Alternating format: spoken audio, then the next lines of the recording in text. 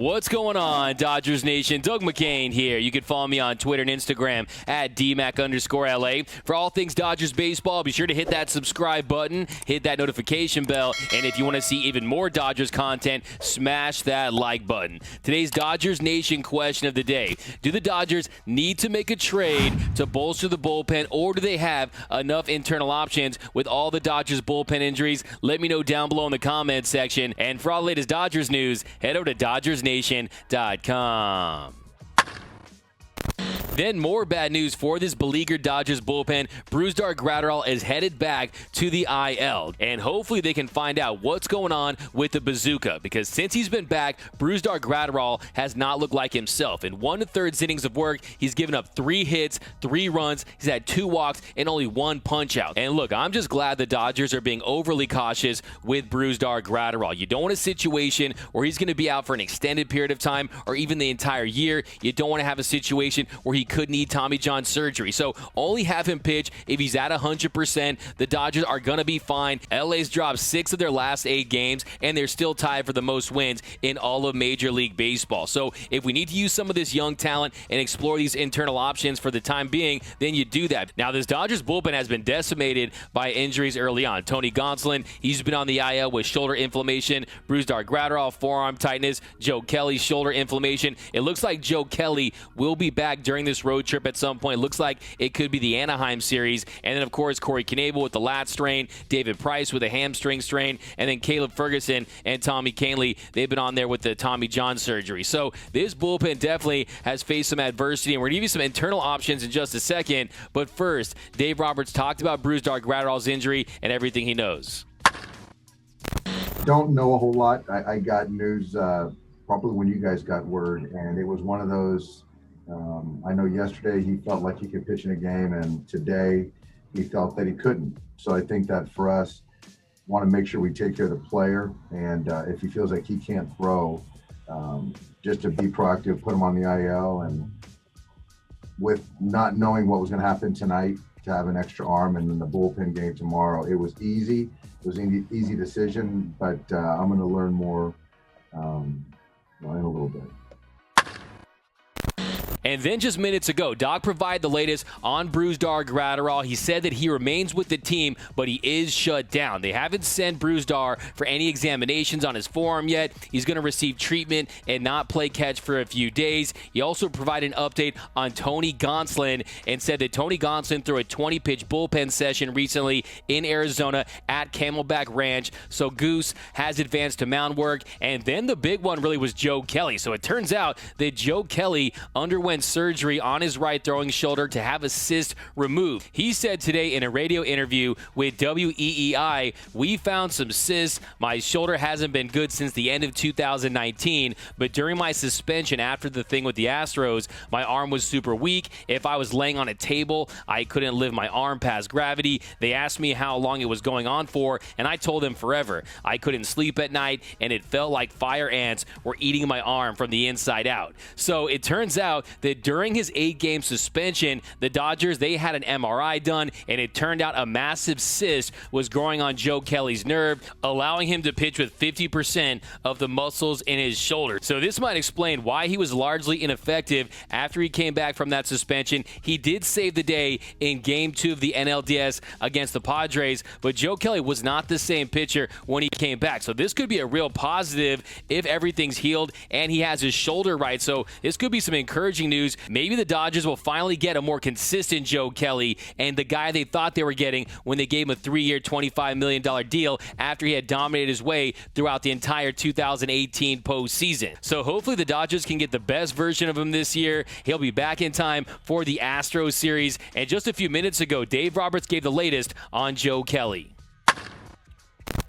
We were aware, Dave, and it's something that Joe, very prideful, doesn't make excuses, and we talked about it, and he just wanted to keep it quiet, and we weren't too concerned as far as the short or the long term.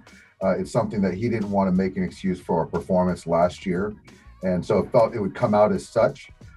So, we were going to do it. It slipped our mind, but it's not something that we were trying to conceal. I think initially it was more of respecting Joe's wishes. Joe's doing everything we've asked, trying to get him back.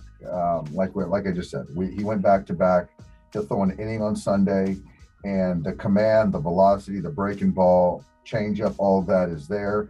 The soreness after outings is dissipating, so he's bouncing back. So, shoot, hopefully second week of May, we'd love to have him back. Now, who's going to be taking the Bazooka's place on the Dodgers active roster? The Dodgers have recalled Edwin Uceta, and he'll be starting tonight's game against the Brewers. It'll be his big league debut. He's going to be wearing number 92. He's not the biggest guy. He's not a giant out there. He stands about 5'11", 6 feet. And if you haven't yet, you're going to love watching Edwin Uceta do his thing out there on the mound. His money pitch is his changeup. It has that filthy late break to it. You saw during the spring he was missing bats with it. That heater sets it up. His heater anywhere from 92 to 95 miles per hour. Now, he doesn't have that crazy top-end velo on his heater, but he's got a lot of life on it, has a lot of movement, and then he's improved his curveball a lot over the last few years. And the bottom line is, when you have filthy stuff, you always have a chance. Now, I'm hoping that he goes out there and makes the most of his opportunity, because this bullpen, they need guys to step up. Now, in the spring, hits were an issue. Give 8 hits in just 3 innings of work, and he also served up 2 home runs. He didn't allow any walks, so that was definitely a positive. And look, the bottom line is, some guys are built for this show. When they get the opportunity, they just make the most of it. Hopefully, he can be one of those guys. I'm hoping that Edwin goes out there tonight and Uceta's the tone for the Dodgers, and they get the win. Now, another positive note is that Garrett Clevenger is going to be fine. He was hit with a line drive. It looked like it could have been serious, and I like what I've seen so far from him. In a very limited sample size, he's a guy that has great stuff. He knows how to miss bats,